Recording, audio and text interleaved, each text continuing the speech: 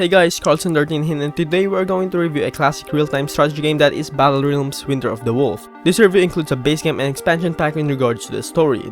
Battle Realms is the first game by Liquid Entertainment and was published by Ubisoft and Crave Entertainment in 2001. The expansion pack later came in 2002. As a young kid, I played this game and I was astonished to it. It was an amazing game, though the campaign mode is hard as I never actually looked into the core gameplays of the game. And the first Serpent home mission was just too hard for my young brain to handle as the pressure is all over the place. So I just played several skirmishes until I got bored out of it. And it took me a long time before it did bore me.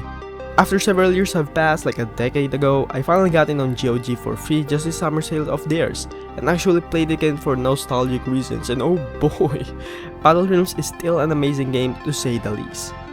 The story of the base game revolves around Kenji, the last heir of the Serpent throne, and the clans are fighting each other for territories.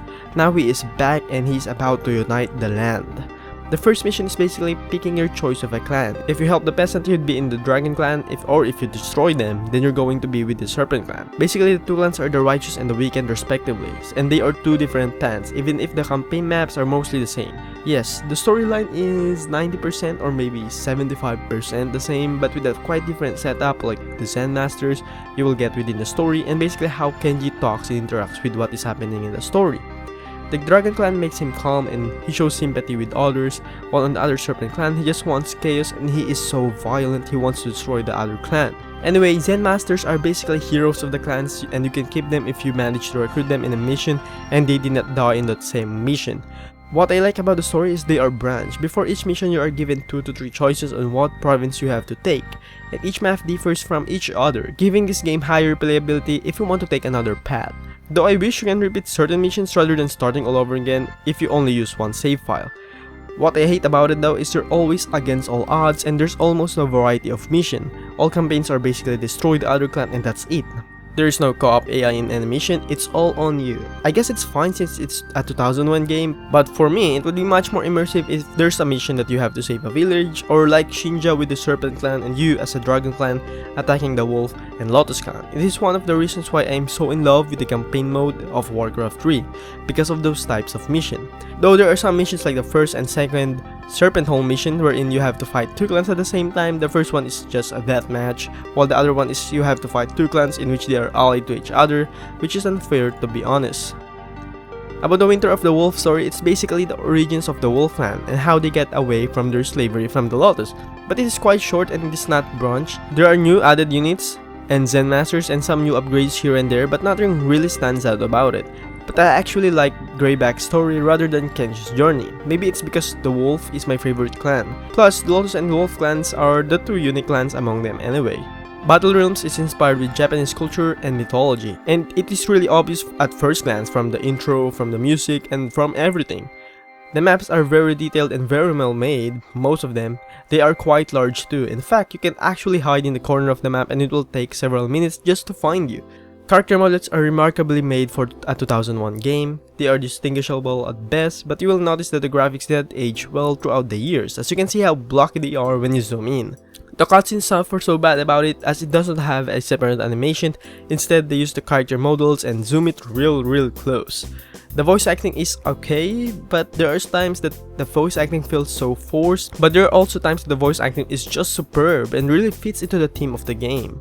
The animations for the battles are just splendid and full of martial arts moves. There are several variations of animations by each unit and that just looks beautiful when playing the game, especially if there are many of them fighting in the field. There are 4 clans playable in Battle Realms. These are the Dragon, the Serpent, the Wolf, and the Lotus Clan. Each have their own advantages and disadvantages, though the Serpent and Dragon clans are almost identical in terms of everything since they feel like the traditional clans, though the Lotus and Wolf clans both have unique type of units and skills, giving them a fresh and new look among the clans.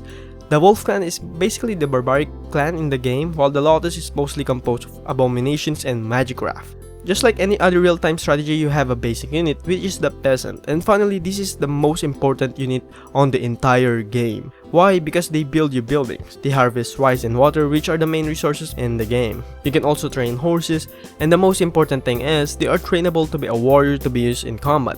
Yup, one of the unique concepts of Battle Realms is that you have to train peasants to become a warrior.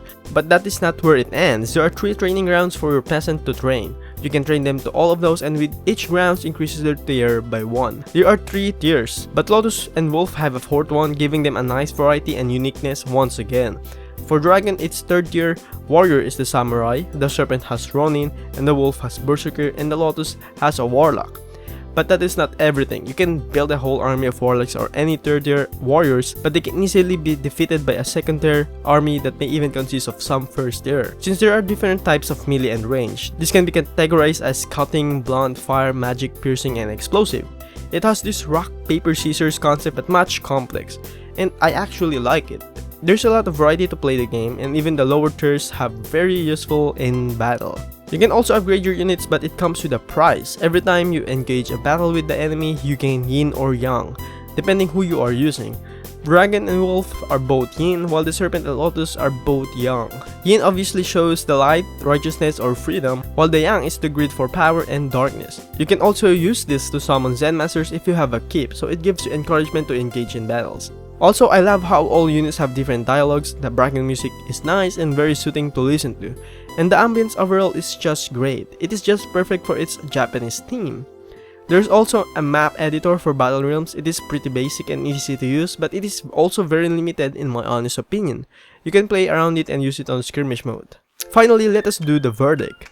Story, well, I give it a 72 out of 100. I love how it is branched for Kenji's journey, and I wish they could do it with Greyback too. But we cannot have all the nicest thing, can we? It would be also nice if the story has some variety to it. Yes, the story is all about conquering the lands, but giving it like 3 or 4 more goals rather than saying destroy everything 90% of the time is just flat out dull, especially if you're planning to play it continuously.